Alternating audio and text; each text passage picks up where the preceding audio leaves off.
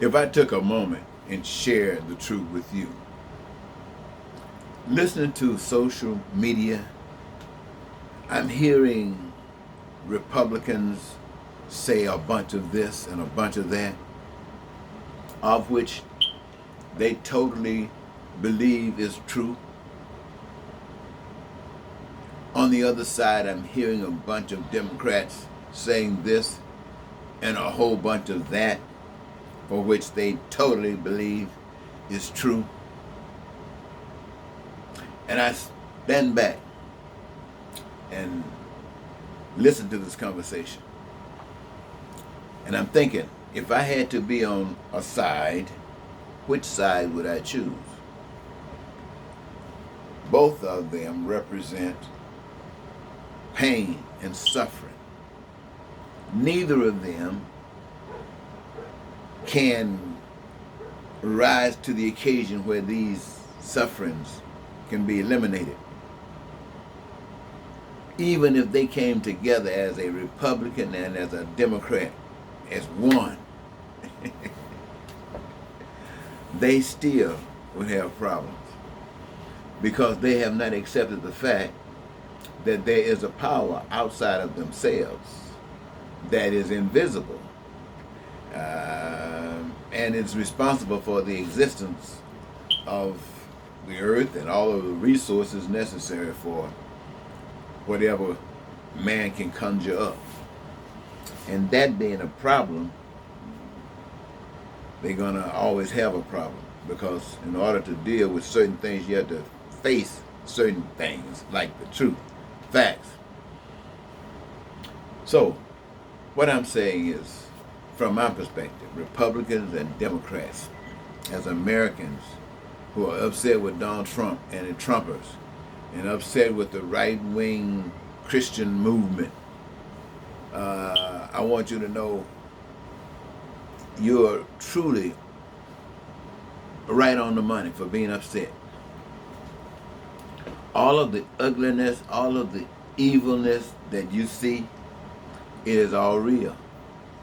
Now, most people don't see it. Everybody suffer at it, but most people don't see it. But a lot of people really sees it. And so on each side, Republican and Democrat, black and white, all of that stuff is out there. Why? It's out there because this is what we've been taught. All of us been taught what we got. And none of it brings unity. None of it brings harmony.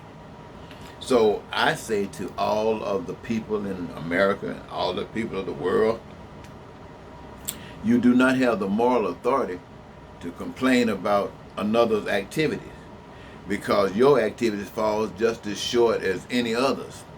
In effect, the pain and suffering, which really determines how much we have grown toward being altruists, whether we are just mean, evil.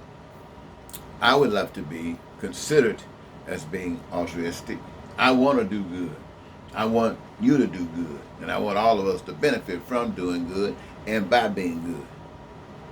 But the truth of the matter is, the truth, and I got to say it is the truth, is that we are no good in our actions.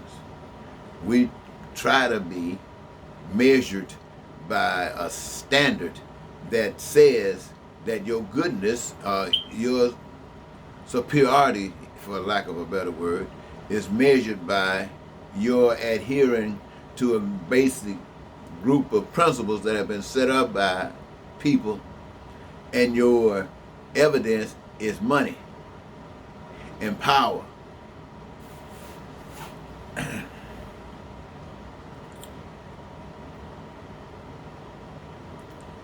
All people want peace.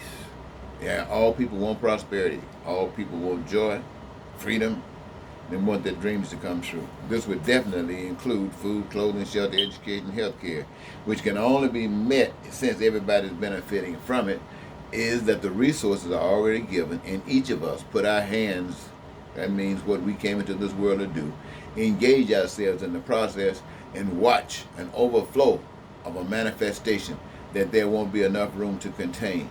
That's what it means when they talk about cattle on 1,000 hills belong to the power. Yes, that means we can do anything when we're doing it the right way. There's a way to do anything righteous, and there's a way to tear down anything unrighteous.